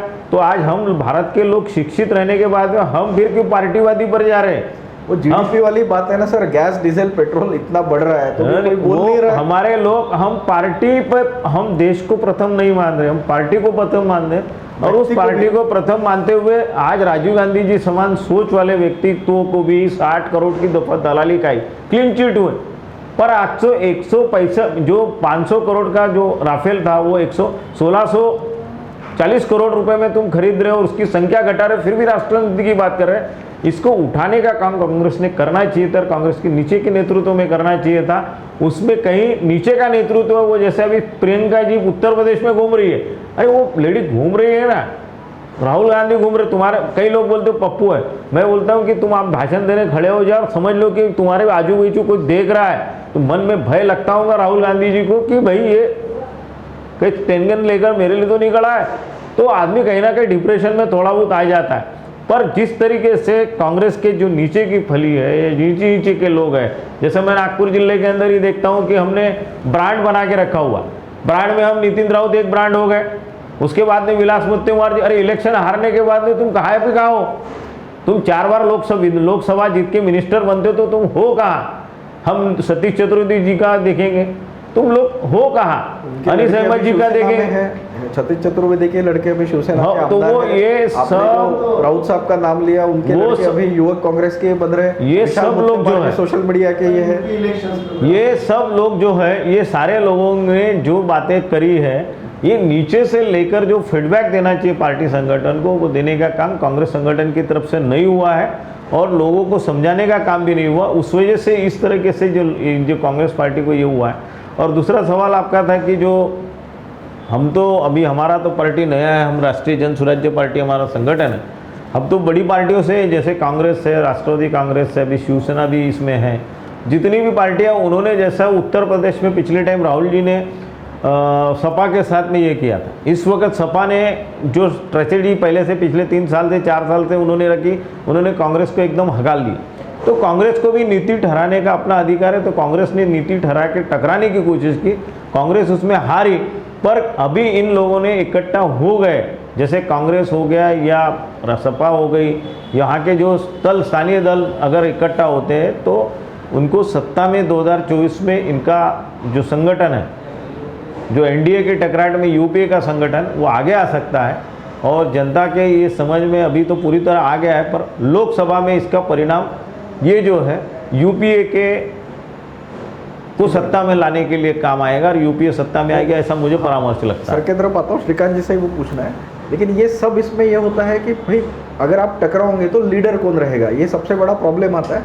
वो वीपी सिंह के वक्त भी हमने देख लिया था कि वो बने तो कांग्रेस से निकल, हम कितना वोटिंग के अंदर किस तरह डिफरेंस लाते, गुजरात में किया था कि नहीं कहते कि वो जितने ही सके करके वो वोटिंग का परसेंटेज किस तरीके से लाना। रातों रात अगर उस वक्त अहमद पटेल जी ने उस वक्त वो आक्षेप लिया नहीं रहता, ये नहीं रहते, तो वो राज्यसभा सदस्य नहीं बन पाते।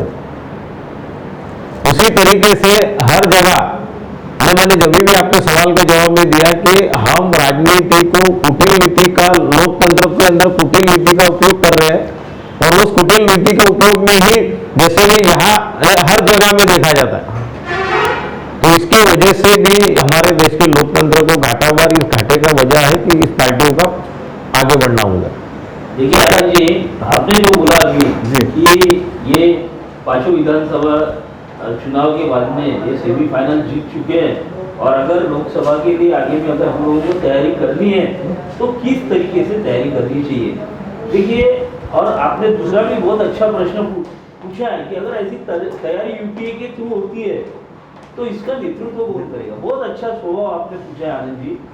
तो ऐसा है कि लोकसभा में जैसे गठबंधन हुए, यूपीए तैयार हुआ एनडीए के अगेंस्ट में, माध्यम से आप देखिए कोरोना काल से लेकर आज तक के जितने अच्छे काम हुए हैं वो इस आघाड़ी सरकार द्वारा की है। ऐसी आघाड़ी, ऐसा गठबंधन आगे की लोकसभा को देखते हुए सभी पार्टियों ने एक होकर अपने मानसिकता से, अपने विचारों से, हर तरीके से एक होकर सत्ता स्थापित करने के लिए या ऐसी धर्मांध ताकतों को रोकने के लिए ये करनी चाहिए, ऐसा मेरा विचार है। रही बात नेतृत्व की, तो यहाँ पर इतने कद्दावर नेता आज भी मौजूद है कि जो राष्ट्र को भली भांति समझते हैं, लोगों को समझते हैं, लोगों को विचारों को समझते हैं, उनकी समस्याओं को समझते हैं और एक राष्ट्र निर्माण को अच्छे तरीके से समझकर एक उन्नति की कगार पर देश को ले जा सकते हैं।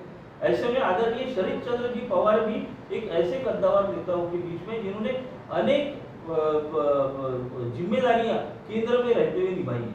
आज मुझे बताइए, आज जहां पर भी लोकसभा की बात आते हैं, आपने इतने सालों से देखा कि प्रायोरिटी दी गई तो कहीं ना कहीं महाराष्ट्र को उससे अलग किया गया। अच्छे नेता महाराष्ट्र से गए नहीं क्या, अनेक महाराष्ट्र के अच्छे नेता वहां तक पहुंचे, उन्होंने अच्छा काम किया है, लेकिन कहीं ना कहीं उनकी उपलब्धियों को नजरअंदाज किया गया। आज के दौर में शरद पवार चंद्र जी जैसे नेता जिन्होंने रक्षा मंत्रालय, कृषि मंत्रालय, आज भी सर आप देखिए, अगर देश स्वतंत्र होने के बावजूद भी अगर किसी को भी आप पूछते हो कि देश में सबसे अच्छा कृषि मंत्री कौन होकर गया है, तो अनेक लोग आपको बोलेंगे आदरणीय शरद चंद्र जी पवार।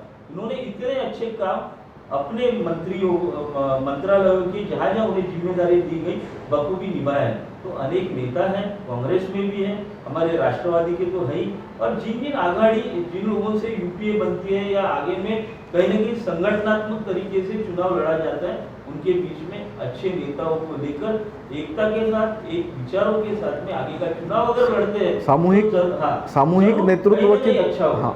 और कुछ बात जैसे हमारे काकड़े जी ने कही है कि कांग्रेस क्यों कहीं पीछे रह गई। मैं किसी पार्टी के बारे में कमेंट्स नहीं करना चाहता हूँ, पर कांग्रेस पार्टी में बहुत अच्छे विचारों के इंटेलेक्चुअल विद्वान लोग थे, लेकिन कहीं ना कहीं कुछ कारणों की वजह से वो सिमटते चले गए या दूसरे पार्टियों में चले गए, जिसका फायदा भारतीय जनता पार्टी को होता है। एक छोटा सा उदाहरण ज्योतिरादित्य सिंधिया का मैं देता हूँ। युवा नेता कांग्रेस के, अच्छे कद्दावर नेता, जिनके वजह से और अच्छे तरीके से पार्टी में संगठन बढ़ सकता था, ताकत पैदा हो सकती थी।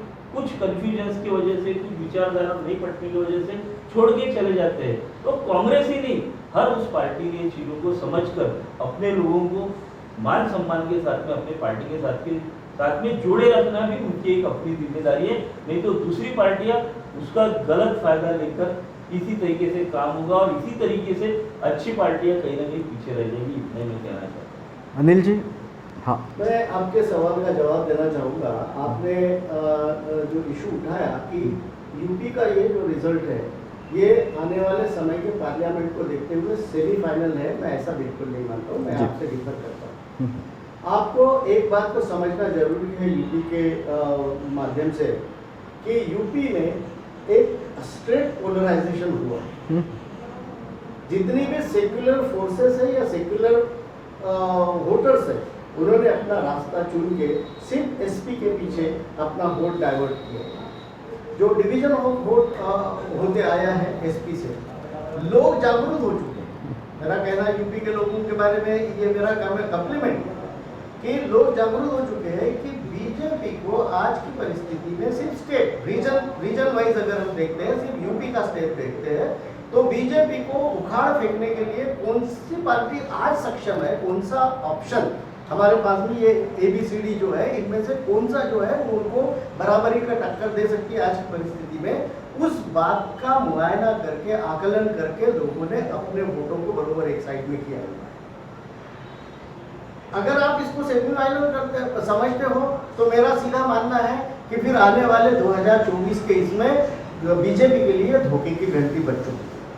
जो पार्टी 2014 में यूपी में या सेंट्रल में 283 सीटें लेकर मेजॉरिटी में आती है, कितना परसेंटेज ऑफ वोट है? 31% वोट लेके 283 सीटें मिलाती है। 2019 में उस पार्टी के प्रति एक दया है लोगों के बीच, अरे यार अभी तो आया हुआ है, किसी को काम करने के लिए 5 साल का मौका तो दो। इस तरीके की एक मर्सी ओपिनियन लोगों का था कि let him have some more time to prove himself. Pulwama का भी एक वो इम्पैक्ट था, ऐसे बोला जाता है। तो वो जो था, तो 2019 में आप देखिए, 2019 में परसेंटेज ऑफ वोट 47 हो गया, लेकिन सीटें कितनी बची? 283 से जाके सिर्फ 303। मतलब क्या हो गया?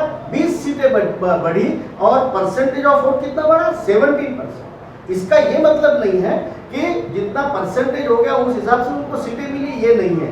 उसमें डिवीजन ऑफ वोट, ये जो ट्रिकफुली किया गया, मतलब लाइक माइंडेड वोट्स को बरगल आके कहीं MIM में बांट दिया जाए, कहीं BSP में बांट दिया जाए, कहीं कांग्रेस में बांट दिया जाए, इस तरीके का डिवीजन ऑफ वोट, ये एक स्ट्रेटेजिक, मतलब part of strategy, it's a part of game. Part of game ही रहे, it's a part of game. UP के बारे में मैं ये कहना चाहता हूँ कि ये धोखे की घंटी बीजेपी के लिए, कांग्रेस को वहाँ गंवाने के लिए कुछ नहीं था, बल्कि प्रियंका जी के नेतृत्व में वहाँ पे जो काम हुआ पिछले 6-8 महीने में बहुत कम समय मिला, 1 साल मिला। उस 1 साल में भी उनको ये लॉकडाउन और पैंडेमिक की वजह से होना उतना टाइम नहीं दे पाए। पहला हमारा टारगेट था, हमारा यूपी में जो कमजोर हो चुका संगठन है उसको कॉन्सेंट्रेट करना। हमारा यूपी में 2022 का चुनाव जीतना ये हमारा टारगेट कभी नहीं था, क्योंकि हमको वहाँ पे अपना संगठन बनाना, जो कमजोर हो चुका है उसको मजबूत करना, और उसमें हम सक्सेस हुए। प्रियंका जी के नेतृत्व में जिस तरीके से वहाँ पे लोगों का हुजूम हुआ, लेकिन फिर लोगों ने, मैं जो बोल रहा हूँ, जागरूक हो गए। उन्होंने ये देखा कि इस पार्टी को उखाड़ फेंकना है, इनकी क्या बोल सकते हैं कि अन्यायकारक सरकार को अगर बाहर फेंकना है तो सेक्युलर फोर्सेस के साथ में हमको जाना पड़ेगा। और एकमुश्त अगर हम गए, मतलब अगर हम आपस में डिवीजन हो गए, तो फिर उनको टक्कर नहीं दी जा सकती। इसलिए एकमुश्त यूनानिमसली एक डिसीजन ले लो और एसपी के साथ में हम लोग गठबंधन करें। एक बात मैं ये कहना चाहता हूँ कि ये जीत में बीजेपी वालों ने अपनी जीत नहीं समझना चाहिए। ये जीत जो है ये प्रशासन, शासन, प्रशासन और अवेलेबल रिसोर्सेज के मिस यूटिलाइजेशन का आउटपुट है। जिस तरीके से सारे डीएम अपने तरीके से बिठाए गए, इलेक्शन कमीशन के माध्यम से कोई चेंज नहीं किया गया, जिस तरीके से आप लोगों ने लोकशाही या डेमोक्रेसी की हंसी उड़ाई बीजेपी वालों ने, क्या जरूरत है आपको? एक तो ईवीएम का बड़ा मुद्दा है। मेरा तो कहना ये है, लोग अभी हंसते हैं कि ये बोलेंगे कि हम हार गए, हम जीत गए, तो लोग बोलेंगे कि बीजेपी ने ईवीएम ये करके इस तरीके की हंसी उड़ाने का काम करते हैं। मैं साइंस का विद्यार्थी हूँ, कोई रॉकेट साइंस है क्या ईवीएम? यहाँ से लाखों किलोमीटर दूर जो सैटेलाइट आप मंगल पे भेज रहे हो, आप चांद पे भेज रहे हो, उसका कंट्रोल आप यहाँ पे बैठ के कर रहे हो। ये छटाक भरेगा जिसमें एक छोटा सा सर्किट है, एकदम सिंपल सर्किट है, कोई इलेक्ट्रॉनिक्स में इंजीनियर को बता दो या कोई आईटी वाले को बता दो तो उसको कैसे हैक किया जाए, उसको कैसे तोड़ा मरोड़ा जाए, ये सारा सिस्टम है सर 2 मिनट। तो ये भी चीजें आपने वापरी है। इसके बाद में आपने प्रशासन को वापर के जिस तरीके से ईवीएम वहां पे हिलाया है, छोड़ दीजिए, अब आपकी जीत है। लेकिन मैं 2024 के पहले की बात बताना चाहता हूँ कि ये धोखे की घंटी बीजेपी के लिए है, किसी और के लिए नहीं है। आज सेक्युलर फोर्सेस इस देश के एक आना चालू हो गया है। लोगों के दिलो दिमाग में आपने जो नशा भरी थी कि हम धर्म के नाम पे, हम राम मंदिर के नाम पे, हम 370 के नाम पे, हम 2 करोड़ रोजगार के नाम पे, हम 15 लाख रुपए आपके अकाउंट में डालने के नाम पे जिस तरीके से बरगलाने का काम किया हुआ था, उस नशा में वो लोग जो थे, उस गैरसमझ में जो लोग थे, वो उसमें से बाहर आना अभी चालू हो गया। और मैं ये बताना चाहता हूँ कि आने वाले 2024 में बीजेपी का बराबरी का अगर कोई ऑप्शन बनता है तो एक नेशनल पार्टी बोल के, जिसका अपना 138 सालों का इतिहास है, जिसने इस देश को डेमोक्रेसी पढ़ाई है, जिसने इस देश को जीरो से खड़ा करके दुनिया की दूसरी लार्जेस्ट अपकमिंग इकोनॉमी के स्टेटस तक लाके देने का काम किया हुआ था। चाहे रघुराम राजन हो यहाँ के गवर्नर आरबीआई के, चाहे दुनिया में माने हुए नोबेल इकोनॉमिस्ट बोल के जिनको रिकॉग्नाइज किया गया, ऐसे मनमोहन सिंह साहब हो, चाहे आप पी चिदम्बरम साहब को लीजिए, इनकी जो इकोनॉमी थी, किस तरीके से निगेटिव वातावरण, एकदम विपरीत परिस्थितियों को मुंह देते हुए इन लोगों ने अपनी देश की इकोनॉमी को बढ़ाने का काम किया था। एशियन 2 कंट्री चर्चा में थी, सारे यूरोपियन और डेवलप्ड कंट्रीज के बीच में, जिसमें एक चाइना और दूसरा इंडिया था, और ये बोला जाता था कि India is the second largest country which is upcoming economically. ये इस तरीके की बात, तो वो स्टेटस लाके दिया था। पिछले 7 सालों में उस स्टेटस को कहाँ ये किया था? India was called as a largest democratic country in the world. आज क्या पोजीशन है? यूएस में और यूरोपियन कंट्रीज में बोलते हैं कि India is no more a country to visit. अपने विजिटर्स लोगों को रोकने का काम किया हुआ है। आपने अपनी स्वार्थ के लिए, आपने सत्ता के हवस के हेतु इस देश के 140 करोड़ जनता के आंखों में धूल झोंकने का काम किया है बीजेपी वालों ने।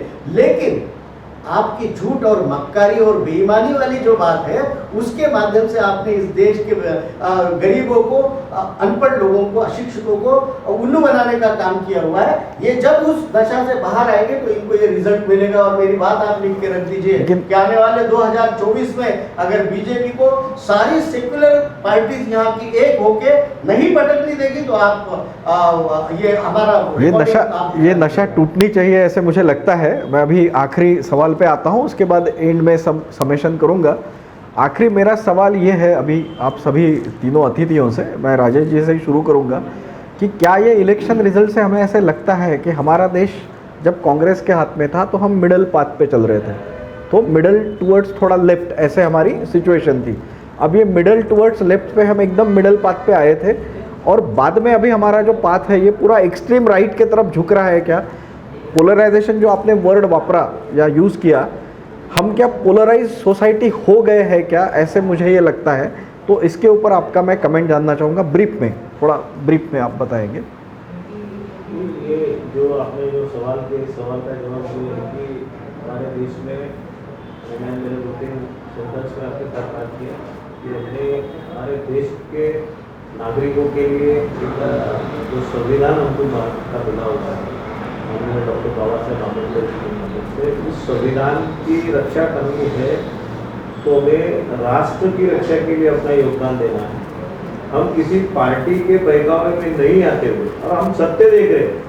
हमने सत्य देखा हमको 15 लाख नहीं मिले, हमने सत्य देखा कि हमारी देश की सारी कंपनियां प्राइवेटाइजेशन होगी, हम सत्य देख रहे हैं कि 2 व्यक्ति को साम्राज्यवाद बनाने के चक्कर में थे, हम सत्य देख रहे हैं कि हाथरस में क्या होता है बनिया ये लड़कियों के साथ में, सब सत्य देखने के बाद में भी हम भारत के नागरिक अपने आप को हम पार्टी के ही कार्यकर्ता समझेंगे और हम पार्टी मस्त समझेंगे, तो ये देश का लोकतंत्र आपके हाथ से खराब होगा, आपके हाथ से खराब होगा। इसका मतलब आपके भविष्य के लिए खराब होगा करके आपने इस देश के लोकतंत्र की रक्षा करने के लिए निर्णय लेते समय एक सक्षम निर्णय लेना चाहिए। ऐसा ही मैं आह्वान आपके माध्यम से, आपके विदर्भ टीवी के माध्यम से, लॉर्ड बुद्धा टीवी के माध्यम से और आप सबके माध्यम से जनता से आह्वान। श्रीकांत जी, आपका क्या मत है इस पर? आपने पोलराइजेशन ये शब्दों को बहुत महत्व दिया है। तो पोलराइजेशन ये होता है, हर जगह होता है, हर चुनाव में होता है, लेकिन आज सबसे इम्पोर्टेंट ये है कि पार्टियों ने भी काम करते वक्त पोलराइजेशन को रोकना चाहिए। आप देखिए आज बीजेपी के संगठन को देखिए और बाकी पार्टियों के संगठन को देखिए, आपको जो सबसे बेसिक जो फर्क दिखेगा वो संगठनात्मक ही रचना है, नियोजन है, इसका ही सबसे बड़ा फर्क है।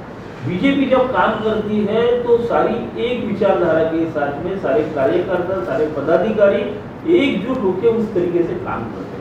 आप अनेक चुनाव देखिए, नागपुर महानगर पालिका के देखिए, ये गुट अलग काम करता है, वो गुट अलग काम करता है, ये गुट अलग करता है, ये गुट अलग करता है, इस तरीके का चित्र, एक पिक्चर अपने सामने आता है। अगर पोलराइजेशन खुद पार्टी में काम करते हुए ना हो तो मैं आपको जरूर बताता हूँ कि दूसरे किसी में ताकत ही नहीं है कि कांग्रेस, राष्ट्रवादी या जो पार्टी है उसको हरा सके। ये पार्टियों में खुद ये गुटबाजियों के कारण ये दिक्कतें आती है। रही बात देश एक राइट की तरफ जा रहा है या लेफ्ट की तरफ जा रहा है, तो ये आज हम इस तरीके से ठोस भाव से नहीं बोल सकते, क्योंकि अभी ये रुझान आए हैं।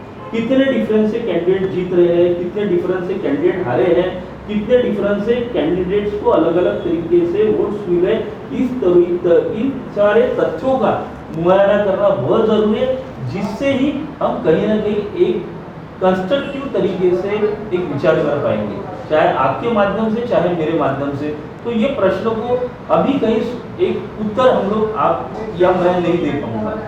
आगे आने वाले चुनाव को चाहे नागपुर महानगर पालिका भी हो, एक अच्छे तरीके से, अच्छे नियोजन से कांग्रेस, राष्ट्रवादी या बाकी जन सुराज्य पार्टियों जैसी सेक्युलर पार्टी पोलराइजेशन ना करते हुए अगर लड़ती है, तो मैं विश्वास के साथ कह सकता हूँ कि आने वाला चुनाव ये भारतीय जनता की नागपुर शहर में, नागपुर म्युनिसिपल कॉर्पोरेशन तो हार रही है, और जहाँ जहाँ नगर पालिका की या जो चुनाव आगे में होने वाले हैं उसमें भी इसके परिणाम जरूर देखने को मिलेंगे। सिर्फ हम लोगों को एकता के साथ में, एकजुटता के सामने उन लोगों को उनका विरोध कर सामना करना है और पोलराइजेशन होने से हम लोगों को बचना है। इतना ही मैं ये चैनल के माध्यम से सभी को कहना चाहता हूँ। बहुत बहुत धन्यवाद। अनिल जी, शिवेंद्र जी की बात से सहमति दर्शाते हुए एक बात को आपने थोड़ा गलत तरीके से लिया। मैंने पोलराइजेशन ऑफ वोट्स बोला, पोलराइजेशन ऑफ पीपल नहीं बोला। तो इसके बाद में जो पोलराइजेशन जो होगा वो पोलराइजेशन अभी वोट्स का नहीं होगा, अभी पोलराइजेशन होगा धर्म के नाम पे। एक तो होगा सारे धर्मनिरपेक्ष लोग जो है जिसकी प्रोसेस अभी चालू हो चुकी है, वो एक साइड में आ जाएंगे और मनुवादी, जातिवादी लोग एक साइड में पोलराइज हो जाएंगे, जो बहुत कम रहेंगे। उसके रिजल्ट्स अभी आएंगे बाहर। इसके पीछे का कारण यह है कि जिस तरीके का बड़े पैमाने पे अवेयरनेस क्रिएट हो रहा है लोगों में, सामान्य लोगों में भी, महिलाएं भी अशिक्षित जरूर होगी लेकिन राजनीति के बारे में चर्चा करना शुरू हुआ है। तो ये जो पोलराइजेशन है, ये बेईमानी अपने दिमाग में रख के मैंने किसी एक विशिष्ट चीज को, लोगों के भावनाओं में, राजनीति भावनाओं और धर्म से नहीं चलाई जाती, देश भावनाओं और धर्म से नहीं चलाया जाता। देश, इस देश में दिया हुआ संविधान, जो संविधान ये बोलता है कि ये संविधान सेक्युलर है, जो संविधान के धर्मनिरपेक्ष है। परम पूज्य डॉक्टर बाबा साहब आम्बेडकर जी ने भी ये संविधान देश को प्रदान करते हुए बोला था कि कोई संविधान कितना भी अच्छा रहे, अगर उसको चलाने वाला अगर बेईमान है तो वो संविधान किसी काम का नहीं होगा। और संविधान थोड़ा गलत भी हो जाए और चलाने वाले का दिमाग अगर साफ हो तो उस देश को प्रगति से कोई नहीं रोक सकता। उस संविधान के प्रति आज जागरूकता निर्माण होना चालू हो गया है इस देश में। महिलाओं में जागरूकता निर्माण हो गई है। मुझे एक बात का बड़ा बुरा लगता है कि जिन चीज़ों को, जिनके हाथों में शिक्षा थी, जिनके हाथों में लोगों का अवेयरनेस था, जिन लोगों को पहले प्रिविलेज मिला पढ़ लिख के बड़े होने का, उन लोगों ने अच्छी बातें हमारे इस देश के निचले तबके तक क्यों नहीं आती थी? इसके पीछे उनका जो स्वार्थ था वो वही स्वार्थ था कि हम यहाँ पे राज करेंगे और सभी, मतलब हम मुट्ठी भर के होंगे तो राज करेंगे। इस तरीके की मानसिकता, बेईमानी दिमाग में रखने वाले लोग आज ये बीजेपी के नाम से चल रहे हैं, और उन लोगों ने इस देश के लोगों को बरगलाने का काम किया हुआ धर्म के नाम से, और जो नशा उन्होंने दी हुई है। अब मुझे बताइए कि यूपी के महिलाओं को 370 से क्या लेना देना है? अब मुझे बताइए कि वो जहाँ हमारी अयोध्या में राम मंदिर बना, वो अयोध्या के सारे लोग सामने आके ये बोलते हैं कि हमको राम मंदिर से क्या है साहब, मुसलमान और हिंदू तो हम लोग साथ में रहते हैं, होली हम साथ में मनाते हैं, ईद भी साथ में मनाते हैं। ऐसे इसमें तुम अगर देश की बात करते हो, एक तरफ वंदे मातरम बोलते हो, दूसरी तरफ दिलों को दिलों से तोड़ने का काम करते हो, एक तरफ भारत माता की जय बोलते हो, दूसरी तरफ मुस्लिम और हिंदू के नाम पे इंसान को इंसान से लड़ाने का काम करते हो। उन लोगों ने अपनी आत्मावलोकन करने की जरूरत है, अपना आत्मचिंतन करने की जरूरत है। मैं आपके लॉर्ड बुद्धा टीवी के माध्यम से और आपके न्यूज़ 24 के माध्यम से लोगों से भी ये कहना चाहूँगा कि जिन युवाओं को बरगलाने का काम 7 साल पहले से चालू है, उस नशा से बाहर वो आ जाए। महिलाओं को भी जो पार्टी, जो पक्ष सभी के भले का काम करती है, ऐसे पार्टी को और ऐसे धर्मनिरपेक्ष लोगों को आप साथ में रहना चाहिए। इस देश के राज्य घटना ने इस देश के सभी लोगों को एक अधिकार दिया हुआ है, बहुत बड़ा अधिकार है। वो चाहे इस देश का भांडवलदार हो, टाटा बिरला अंबानी हो या अदानी हो, या फिर इस देश का आपके बस्ती में चलने वाला रिक्शा चालक हो, उसको भी 1 मैन 1 वोट 1 पावर का प्रोविजन बाबा साहब आम्बेडकर जी ने इस राज्य घटना के माध्यम से दिया हुआ है। फिर इस देश का राष्ट्रपति हो सबसे उच्च, या फिर आपके बस्ती में रहने वाला चपरासी हो, सबको समान अधिकार, एक व्यक्ति को एक अधिकार रहेगा और एक अधिकार का, एक वोट का एक ही मूल्य रहेगा। इस तरीके की समता इस देश में अगर लानी है तो राज्य घटना को बचाना बहुत आवश्यक है, इस देश के संविधान को बचाना बहुत आवश्यक है। इस देश की संविधान बचेगा तो इस देश की डेमोक्रेसी बचेगी, और इस देश की डेमोक्रेसी बचेगी तो ये देश बचेगा। अन्यथा इन लोगों के मंसूबे बहुत गंदे हैं, और इन लोग जो सपने देख रहे हैं यहाँ पे, जो कोई भी राष्ट्र इनको बनाना चाहते हैं, तो इस देश के हिंदू भी अभी इनकी बातों में आने वाले नहीं। जो हिंदू बोल के इन्होंने मूर्ख बनाने का काम किया है ना, उस हिंदू तबके के भी हमारे भाई जो है वो भी अभी जागरूक हो चुके हैं, और उनके भी समझ में इनकी बेईमानी आई हुई है। तो ऐसे ही लोगों से मैं बोलना चाहूँगा, जो शिक्षित है उन लोगों ने गांव के तबके, नीचे तबके तक जाके इस बात की अवेयरनेस बढ़ाने का काम किया जाना चाहिए। इस देश का संविधान बचाना ये हमारा और अल्टीमेटली इस देश की प्रगति साधना ये हम सबका कर्तव्य है। इतनी विनंती मैं आपके माध्यम से करना चाहता हूँ। धन्यवाद। तो ये था अभी का हमारा लॉर्ड बुद्धा चैनल और विदर्भ टीवी पे डिस्कशन। अभी ये जो निकल के आया है, अभी 5:15 बज रहे हैं, जो दिख रहा है वो रिज़ल्ट तो क्लियर कट है। 4 जगह पे बीजेपी आ ही रही है, उत्तराखंड, उत्तर प्रदेश, मणिपुर और गोवा में। और जो दूसरी सबसे बड़ी खबर है कि जो ग्रैंड ओल्ड पार्टी है वो पंजाब शायद रखने वाले थे, वहाँ पे भी आपने अभी जो सेकंड स्टेट है वो जीता हुआ है। तो ये डिस्कशन में बहुत अच्छे तरीके से डिस्कशन हुआ, और इसी चीज़ को हम आगे भी बढ़ाएंगे। तो मैं अभी जो हमारे आए हुए अतिथि है, श्री राजेश जी काकड़े, श्री श्रीकांत जी शिवनकर, श्री अनिल जी नगरारे, इन सभी का मैं आभार व्यक्त करता हूँ लॉर्ड बुद्ध टीवी चैनल और विदर्भ टीवी से। और ये प्रोग्राम यहाँ ख़त्म होता है, हम नए प्रोग्राम में आपसे मिलेंगे। धन्यवाद।